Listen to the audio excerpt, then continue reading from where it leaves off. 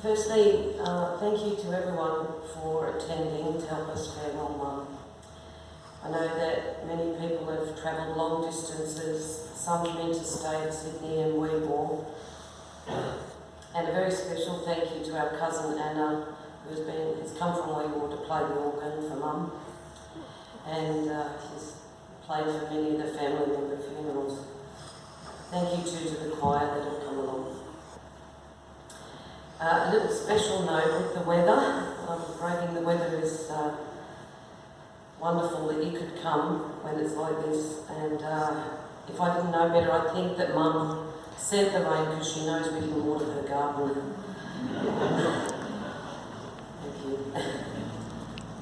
I think Mum would be pleased that people came because she often said that so many people went before her and there would be no one left to attend her funeral. So I'm glad we proved her wrong. No doubt many of you will have your own knowledge and experiences of our Mum, and we hope that if you can, you will join us for the wake and share some of those stories. And if they're funny, that would be great. We'd love to hear them. That'll be about 12:30. For now, I'll give you a little bit, we'll just talk a little bit about Mum and remember and celebrate her life. Rita was born Rita Teresa Livotto on the 15th of June 1937 in Nervesa della Battaglia in Treviso, Italy. She was determined to make her 82nd birthday, and she did say she was not going to go before she turned 82. And then she passed away very peacefully in Wyong Hospital on her birthday, the 15th of June. She was the youngest of 4 children born to Elvira and Vittorio Livotto. Her father was a builder and an artist with cement, and her mother was a midwife. She had 3 siblings, Bertillo, Erminia and Marcello, all of whom had passed away before her. And as I said, she was not happy that they went before her. Mum was quite a unique, challenging, endearing woman of commanding presence. Like us all, she was moulded and shaped by a roller coaster ride of peaks and troughs that made her the fascinating and often impatient woman that she was. She was born just 2 years before World War II broke in Europe, and her early childhood was often frightening and unpredictable. Her father was away, often working for extended periods of time, and her mother often disappeared in the night to deliver a baby. Mum said she often went to bed in her own bed and woke up between smelly, sweaty old people. Food was scarce during the war, and families often paid with produce or chickens or whatever they had after a baby was delivered. Their hometown was bombed beyond recognition in many places. Her schooling, relationships and security were all interrupted by war and its consequences. I think these early years built in her a strong determination, incredible resilience, a love of family, good food, friendships, and most of all, a good laugh. Mum wasted nothing. She used to ignore all the use-by dates on anything. She would look at it, smell it or taste it before she agreed to throw it out. Most clothes, she believed, could be taken in or let out to make them fit better, and elastic was replaced many times. She used scraps for patching or for cleaning. Her siblings, like her, missed much of their critical schooling, and her brother Bert was imprisoned in Germany, we believe 3 times, but then Italians are known to exaggerate, so we're never sure what the real truth is. War did take its toll on her family, and by 1949, all of her family were in 5 different countries, just to survive. During this time, when Mum and her mother were alone in Italy, the decision was made that they should all try to migrate to Australia so that the family could be together. Mum was good at momentous dates because she arrived on Australia Day in 1952 at the age of 14. Through some generous sponsorship program, she came with her mother and sister in Perth, in WA, as her father and brothers had already arrived in Australia. And by February that year, the family were united and living in Yenda, near Hay, in southwest New South Wales. And later that year, they all moved to Hay, and we still have some family living there today. It was in Hay that she was to meet the love of her life, Peter, our dad. School had been an overwhelming hurdle, with little to no English and living in a dusty, unforgiving landscape in inland Australia. Mum gave up school and got a job at the local hospital as a nurse's aide. A job she very much enjoyed, and she often bragged that she had survived working in the TB ward. Dad Peter had left his family in Italy to migrate in 1955. One day when he was out hunting, this again might be an exaggeration of the Italian story, he was out hunting with his friends and he injured his ankle and was taken to the nearest farmhouse, which just happened to have a nurse in it called Rita. The funny thing about Mum and Dad meeting is that they travelled thousands and thousands of miles to Australia when they actually only grew up less than 5 kilometres apart in Italy. There was only a river between their two towns. I think their destiny was sealed a long time ago. Dad proposed within weeks and Mum accepted. They were married in 1959, having cancelled their wedding twice due to the loss of their parents. Mum's mum and both of Dad's parents. They married on the 25th of July 1959, with their happy day somewhat overshadowed by grief. In 1960, it was a great joy when their first daughter, Angela, was born, followed closely by me after 14 months. At this stage, they lived in Port Macquarie. However, it was time to find work, and they moved to the booming western suburbs, and it's hard to believe that it was rural at that time. Mum and Dad were fortunate. They obtained a sponsored home ownership program through the Department of Housing, where the rent that they paid went towards owning their home.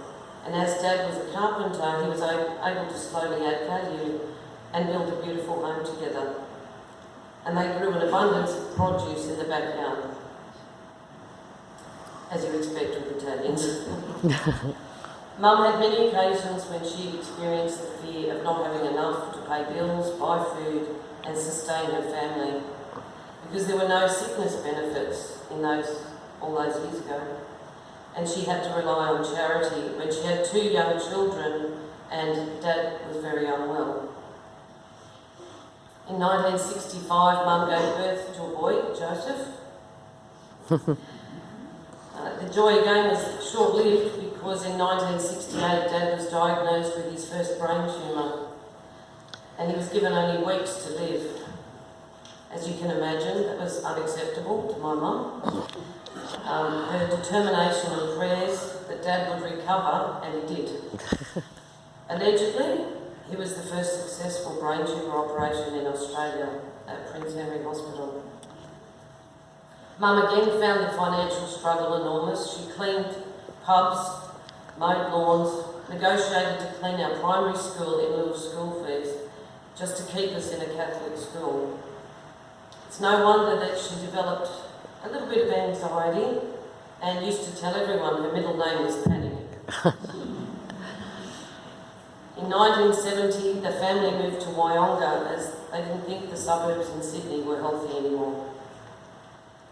Here, Mum and Dad scraped together the most amazing collection of bargains, offcuts, leftovers, cheap tiles, cheap anything to build their own home from scratch to Mum's specifications. Poor Dad, we don't know whether being a builder was a blessing or a curse for him because there was no end of jobs for him on the weekends. And in 1973, another surprise. Mum went to the doctor with back pain because she was working as a nurse in the local nursing home. And she gave the GP an absolute earful when he announced she was pregnant again. Her 4th child, Peter Jr., was born. And whilst unexpected, was very much loved, an enormous blessing to her. The challenges didn't end as more serious illnesses were to follow. And in 1985, Dad retired from work after he was diagnosed with a second brain tumour. This time he'd suffered a mild stroke on the table and he wasn't able to go back to work, but he recovered enough to have a very early active retirement. And in 2011, Mum's greatest challenge and heartbreak was to lose her beloved husband, Peter, to stomach cancer. At a pretty impressive 79 and a half years of age. She was understandably inconsolable, angry that another precious person she loved had gone and left her. In 2013, I had the privilege of taking Mum back to Italy for her last trip. It was only her second visit to Italy since leaving at age 14. It was a trip she and Dad had planned to do, but Dad never got to make. The signs of heart failure, not surprisingly, showed themselves in Italy. But that didn't stop her completing the month-long remembrance journey across Italy, Switzerland and England. Mum soon required a heart valve replacement and until recently battled multiple illnesses involving her heart, her kidneys and her blood for the last 5 or 6 years in particular.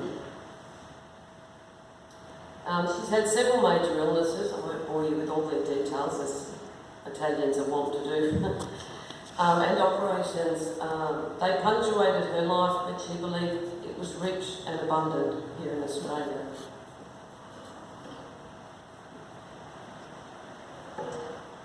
They never let the facts get in the way of a good story.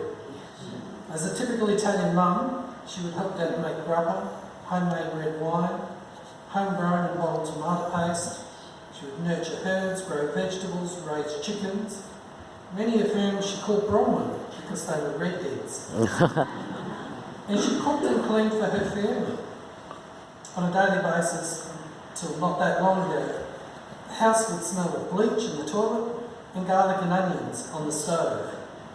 She ironed pretty well everything, including sheets, towels, and even underpants, because it helped kill the germs.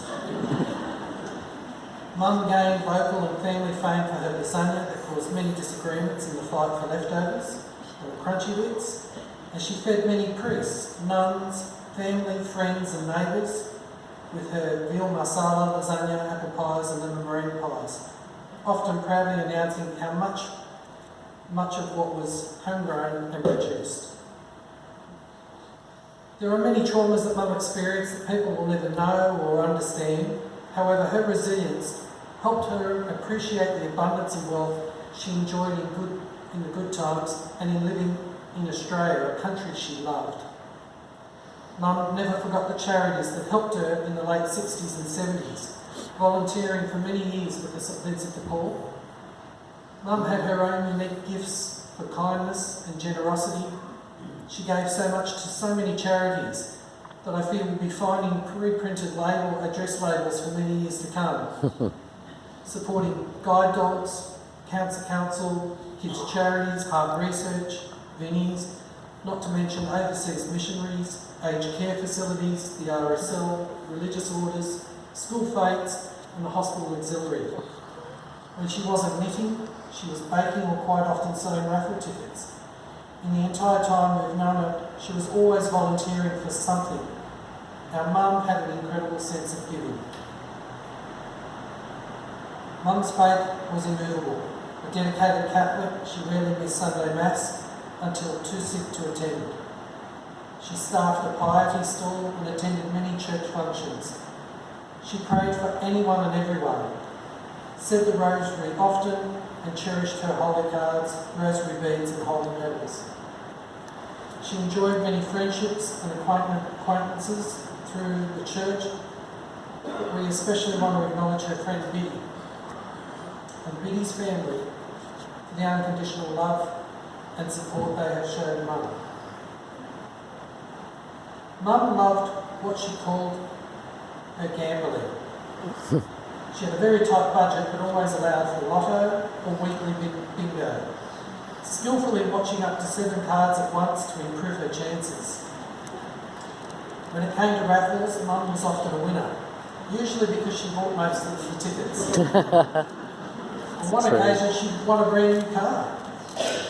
Of course, she never drove or had a licence and didn't need to. I'm still not sure how she fed a family of four carrying shopping on and off buses all those years. Mum loved a good rolling belly laugh. Mum especially loved any joke with an accent, laughing as soon as the joke started. However, we had often had to explain the joke to her when she stopped laughing, which made her laugh all over again. She loved the slapstick English comedy, old black and white romantic movies, and anything of a musical nature. We think her love of music was inherited from our grandfather, Vittorio, who played the accordion. She was a crochet fan, crocheting everything she could get her hands on. In later years, famously showering family, friends, neighbours, pathology collectors, chemist ladies, doctors, nurses, receptionists, and even our work colleagues, and even the odd stranger with a crocheted hand towel. Many loved her for her thoughtful handmade gifts. Her no-nonsense direct approach to people and situations in life caused many more to love her than reject her. Mum was a straight talker with often unwavering opinions. However, she found it in her heart to be both accepting and inclusive of the many different faces of society. Her grasp of the English language was to be experienced. Many words were made-up combinations, learned incorrectly and simply stuck. Somehow, with some creative interpretation, most of us had worked out what she was trying to say. Mum enjoyed many blessings in her life, which I have no doubt she was very grateful.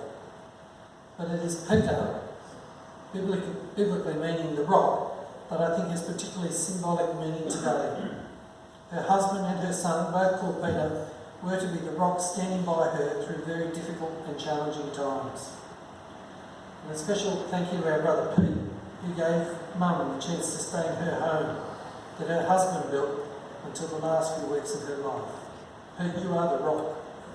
We'll be forever grateful that you were there for her. Mum will be missed by her four children, our partners, Jodie and Wendy, past partners, and by the grandchildren she adored, Alana, Jessica and Joshua. Mum will be missed by her nieces, nephews and cousins and extended family and friends in Australia, England, Italy, Canada and Switzerland. Dear God, we thank you for our Mum and will welcome her and hope that you welcome her to the place that will give her the rest and peace she deserves after a long and exhausting journey. And we have a bit of a PowerPoint of Mum's life, and afterwards we'd like you to join us. We're going out to Gillibee to the cemetery to bury Mum, but if it's a bit too wet, feel free to go along to the wake directly. Thank you for listening.